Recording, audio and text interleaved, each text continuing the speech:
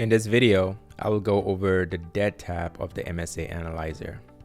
The Debt tab of the MSA Analyzer has several different functionalities which gives you more flexibility when it comes to modeling your loan. Some of the high-level features of this tab include the ability to select between a new loan or a loan assumption. And the different types of debt that you can model on this tab include a senior debt, so a brand new loan or loan assumption for the senior debt. You can do a senior debt refinance, or you can add a subordinate debt to the senior debt. We also have the monthly amortization table. And if you scroll all the way to the end, you have the annual amortization table for each of the different loan options. So your senior debt refinance, as well as the subordinate debt. Let's go through some of the features of this tab. The first is you have the option to select between a new loan and a loan assumption. If you will be underwriting a new loan for the property, you can select new loan. If you're assuming a loan assumption, you can select loan assumption. And the analyzer will ask you for the original loan amount as well as the current balance of that loan. The user also have the option to select between adding a supplemental loan to your senior debt or selecting no for no supplemental loan. If you select no for the subordinate debt table is grayed out. For this first scenario, let's start by looking at the new loan. So I'll select new loan from my drop-down menu. Let's assume I will not be adding a subordinate loan to my senior debt, so I'll select no to turn that off. This table is just the loan sizing table for the different loan options. So your senior debt refinance, as well as the subordinate debt. And that loan sizing table is driven by this selection. When it comes to sizing your loan, the analyzer gives you several different options. You can size your loan by your loan to value, loan to cost, debt service coverage ratio, interest only debt service coverage ratio, and debt yield. Depending on the selection you select here, that would determine the loan amount, and that would be displayed on this loan sizing table. The second table just goes over the different lender fees for the different lending options. You do have the option to edit this section. If you're doing a senior debt refinance, then you want to include some of the fees that you may come across when doing the senior debt refinance. You have the option to change these. For example, if I was doing senior debt loan buy down,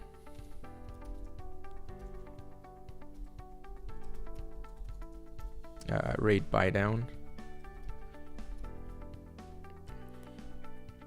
I can just add that to my line items. And let's assume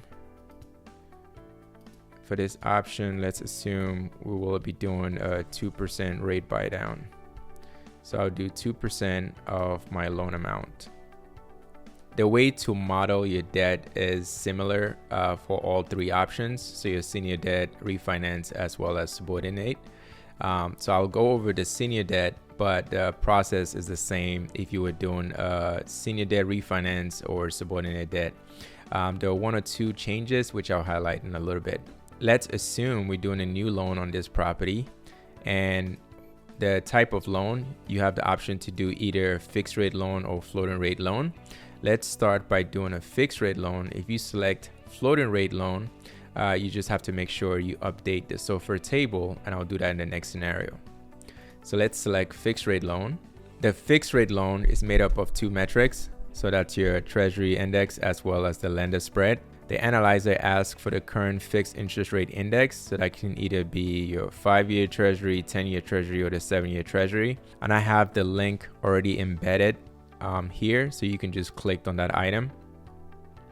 That would take you to the Chatham Financial. Let's assume we're modeling a 5-year loan. So I'll take that 5-year US Treasury rate. So that's 3.89. I'll go back into my analyzer.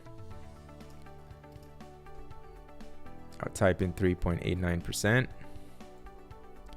And the lender spread. So this is what the lender will add on top of that fixed interest rate index. For most lenders, it can be anywhere from 150 to 200 to 250 basis points. So for this, let's assume 180 basis points. So my all-in interest rate is 5.69. The next input is the loan origination fee, which is typically about 1%. So I'll put in 1%. And when you put in 1%, it calculates what that amount would be based on the current loan amount. Prepayment penalty. This depends on your loan terms and the agreement you sign with the lender, but prepayment penalty can either be yield maintenance, defeasance, or step down. This analyzer does a basic estimation of what that prepayment penalty is. For example, if you're doing yield maintenance, there are very complex analysis that goes into that. But for very basic analysis, assuming the prepayment window was 6 months and the penalty was a percentage of the loan, let's assume 2%, then you can model that. What that means is if you were to exit out of that loan with more than 6 months left until term, then you would have to pay 2% of the remaining balance. Size by, we talked about it already. You have the option to size by the loan to value, the loan to cost, debt service coverage ratio, interest only debt service coverage ratio, and the debt yield. That debt service coverage ratio is based on the net operating income for year 1, not year 0. The minimum debt service coverage ratio, you have the option to make changes to that. Most lenders will do a minimum of 1.25. Let's assume we wanted to do 1.35. So I'll just type in 1.35. Interest only period, we can add interest only period to this loan. Let's do 12 months or 1 year. Loan term, depending on the loan term that you're getting for that property, we use the 5-year US Treasury. So for this, I'm assuming the loan term that you want to use is a 5-year term. So that's 60 months, which is 5 years. Amortization, for most loans, it's usually 360 months. But there are some loans where you can do up to 35 years. So for this, I would assume 360 months, which is 30 years. Payoff month. The payoff month usually will default to your exit year. So your whole period is 5 years. So it defaults to that. But if you were doing a refinance, assuming our whole period is 5 years, but we wanted to do a refinance, then that payoff month will have to be before that whole period. So if we wanted to do a refinance in year 3, I would change that to 36. And when I change that to 36, I get a reminder here that tells me to update my debt refinance size by terms and loan. That's just alerting you that the senior debt will be paid off before the whole period. So you have to model a senior debt refinance once that loan is paid off. This is just a reminder alerting you to model your senior debt refinance. And you would go through the same process, select the type of interest rate, fixed or floating, enter your treasury rates. Again, you can click on that link, it takes you directly to it, and just go through the same process that we just went through. And for the senior debt refinance, the funding month will be the same as the payoff month for the senior debt. For this first scenario, let's assume we are going to hold that senior debt until term, so until year 5. So there's no senior debt refinance. And for me, when I'm underwriting, sometimes I would just collapse this information just so it's a lot cleaner if I'm not doing a senior debt refinance or supplemental debt. So you can just click on that plus sign to expand it if you need to, or you can just collapse it to just make your spreadsheet and your work area a lot cleaner. Based on your selection for the loan sizing, you can see in the loan sizing table that the analyzer has determined what that loan amount would be. So the loan proceeds that the lender is willing to lend to you based on that loan sizing constraint. And with that, you just have to look at it. It also shows you the loan to value based on the metrics which you added on here. To the right, you have your loan amortization table. This is by month. You can scroll all the way to the end and you can see that loan amortization table broken up by on a year-to-year basis. So this is for a 5-year hold. So that goes all the way to year 5. And your fixed interest rate is 5.69 throughout that whole period. Now let's assume you wanted to do a floating rate. So rather than doing a fixed rate loan, you wanted to do a floating rate option. For floating rates, those interest rates are pegged to SOFR, so secured overnight financing rate. So if I was doing floating rate for my debt, so let's select floating rate, you get a reminder to update the SOFR table on the SOFR tab. If I go into the SOFR tab, I have this SOFR table that has to be updated. It's important to know that when modeling floating rate options, that SOFR changes on a monthly basis, and hence the name floating. So whenever you're doing your analysis for floating rate loans, always make sure to come into the SOFR tab and update this table. And whenever you select floating rate, the analyzer will alert you, give you a reminder to update that SOFR table. Another thing is, like, once you select that floating rate, you would see the analysis that determines what your rate will be by month on this table. When we had fixed rate loans, this was grayed out, so this was turned off. When you select floating rate, this becomes active, and this information is being pulled from the SOFR tab.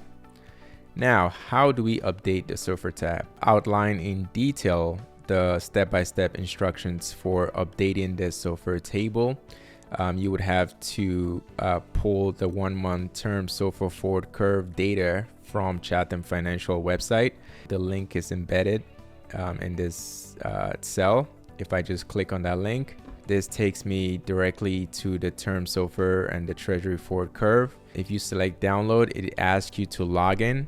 So just go ahead, it's a free account. Just go ahead and log in or create an account to be able to download that information. Once you log in, it takes you into this page, and what you're looking for is the secured overnight financing rate, so SOFR. Click on open rate set. The top right, you want to select download forward curves.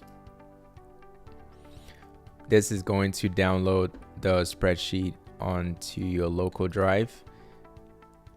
If I click open, this opens up the SOFR forward curve. There's several different tabs on this sheet. Click on the 1-month term SOFR, and I select the information on this table, not including the date, all the way to the end. Control C to copy. I can minimize this. Come back. Right below date, I'll paste special. So right click, paste special, and paste as values only. Always want to paste as values only. And that overwrites the data. So now I can see that my SOFR has been updated by month.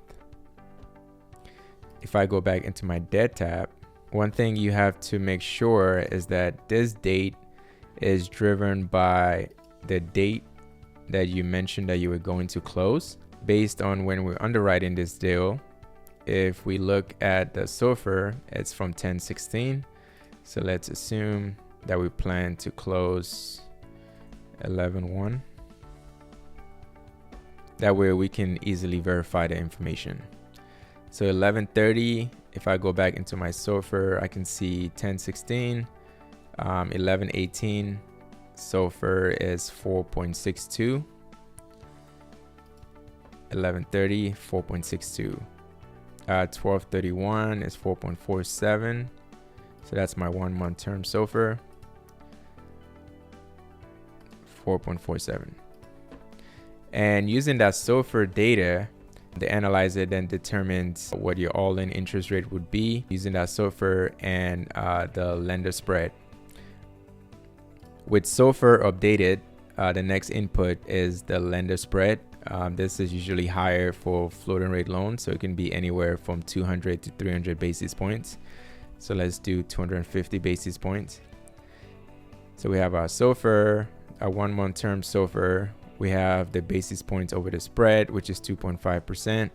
So our all-in interest rate for the first month is 7.12, and that changes on a monthly basis because of those fluctuations in SOFR. If you purchase a floor on your floating rate loan, you can enter that information on here. Similar to the fixed rate loans, you have your loan origination fee. You can make those updates here. Prepayment window, these are usually applicable to fixed rate loans, so I can just turn this off.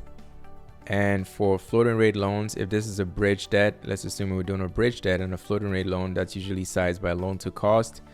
We can do loan to cost, do a max loan to cost for this. Let's see, 70%. These loans are usually interest only. You can do a floating rate loan, but if we're doing a bridge loan, these are usually short-term loans, so it can be 3 to 5 years. Let's assume 3 years, and we plan to do a refinance in this scenario. So long term, I'll do 36 months. Interest only, let's do 36 months. Payoff month, 36 months. So we've updated the SOFR table or the SOFR tab. The payoff month is month 36. And it's again my reminder to update the loan refinance, because for this we're taking a bridge loan, we're sizing by the loan to cost. It's only 3 years, interest only, and we plan on doing a refinance in year 3. Before we move on to doing a refinance on this loan, there are a few other features when it comes to bridge debt that you can model using this analyzer. The first is just determining what percentage of the renovation cost will be funded, because you're using loan to cost. For this, let's assume 90%. So the analyzer is going to estimate those loan proceeds on the loan to cost based on 90% of the renovation being funded, including the purchase price. The second feature is purchasing an interest rate cap. An interest rate cap gives you the option to cap your interest rates if you don't floating rate loans, because those interest rates fluctuate on a month-to-month basis. You always want to protect yourself in an environment of rising interest rate. Here you can model out that interest rate cap. For example, if we're holding this loan for 3 years and we want to purchase an interest rate cap of 3 years, I will select cap 3 years and click on this link. Again, go back to that Chatham Financial website. The notional is the loan amount. So let's assume I'll just round this up to 900. And the term is 3 years, constant strike. And this strike, think of it as your SOFR rate. Right now, SOFR is at 4.62. If you purchase a 2% cap strike, that's a strike in the money. Although SOFR is 4.62, you're purchasing that strike at 2%, so below SOFR. So your all-in rate will be this 2% plus your lender spread, so 4.5%. Let's say we want to keep it at 5%. If SOFR goes above 5%, we want to purchase a strike. So our all-in interest rate will be 5% plus 2.5%. So the max interest rate that we can have during that 3-year hold period is 7.5%, because our strike is 5%, a cap rate strike. And the purchase cost for that is $114,000. So I'll come back to my analyzer, change that to 5%, and my cost is $114,000. And if we look at the floating rate ceiling, we can see now that this ceiling is 7.5%. So if our interest rate were to go above 7.5%, we'll get a reimbursement from whatever third party that we're purchasing that cap rate strike from. But the max interest rate that we have on that property going forward will be 7.5%. If you're doing a lower cap strike, the price for that interest rate cap goes up, so you just have to modify it in there.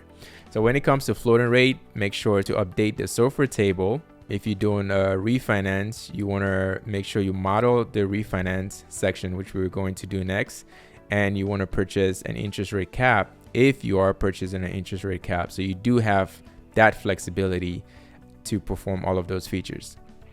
Now moving on to senior debt refinance, because this is a bridge debt. So we have the initial senior debt, the bridge debt for 3 years, exit out of that senior debt in month 36, which is 3 years, and going into a new loan for the refinance.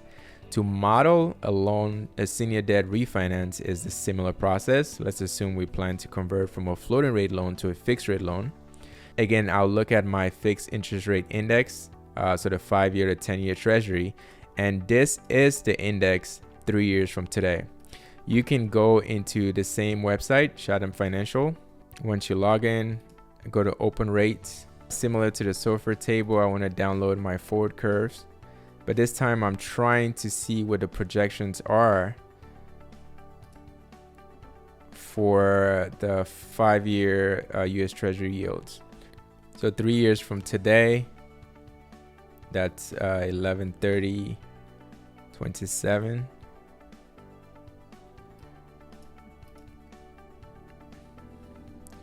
So this is projected to be at 4.10. To be conservative, I would do 4.50. Lender spread, let's do 200 to be conservative. Same process, my lender fees 1%. I'm doing a prepayment window. This is just an estimation, 6 months. I'll do 2%. And this time I want to size my loan again by debt service coverage ratio for a fixed rate loan. Minimum of 1.25. Actually, let's be conservative, 1.35. Interest only, we'll do 12 months. Term, let's do 5-year term. And our funding month defaults to the payoff month for the senior debt. So that's when it will be funded. And the exit or the payoff month automatically defaults to the whole period, which is 5 years. We have modeled our senior debt refinance. So we have the senior debt for 3 years and we transition into a new debt at the end of year 3, hold that for 2 years and exit out of the property in year 5. So this is how I would model my senior debt and senior debt refinance. The senior debt here is a floating rate loan and the senior debt refinance is a fixed rate loan. You can scroll all the way to see an overview of what that looks like. For the senior debt, we have a floating rate loan because it's a bridge loan. You can see the interest rate changing over time. For the senior debt refinance loan, we can see that's a fixed rate loan and that will be funded in year 4 through the end of the whole period. The last feature I wanted to highlight is the subordinate or supplemental loan. Assuming we wanted to add a subordinate loan to this property, you select yes, go through the same process. Let's assume we add in a fixed rate loan. Most subordinate lenders, they will ask for a higher interest rate because they're taking more risk than the senior debt. So let's assume 5% and the lender spread, let's do 2%. So all in interest rate is 5%, origination fee 1, prepayment window 6 months. Let's do 3% prepayment fee. For the loan size by, let's do loan to cost, similar to the senior debt. And we want that all in to be, currently is at 70%. So we want to take that up to 85%. So we're doing loan to cost 85%, and that's 85% of the total cost. So we're getting 70% from the senior debt and 10% from the supplemental debt. And the analyzer gives you this warning that your refinance loan amount is less than the existing loan amount. Essentially, you don't have enough money to pay off the existing balance in year 3 if you plan on doing a refinance. Let's turn this to 75. That works. So we can get a 75% loan to cost. So that's 70% on the senior debt and 5% on the supplemental debt. Interest only, let's say mimics the senior debt, 36 months. Funding month 0. Payoff month, this will be the same as the senior debt. So month 36 or year 3. And if we go into our loan sizing table, we can see we're getting 30.9 million from the senior debt, 2 million from the subordinate debt, and we're doing a refinance in year 3. And if you want to go into your annual amortization table, you can see a breakdown. And the last table summarizes all the loan, your loan balance, your payment, interest, principal, loan proceeds, loan payoff. So the senior debt is paid off in month 3, and your senior debt refinance, that's paid off on exit.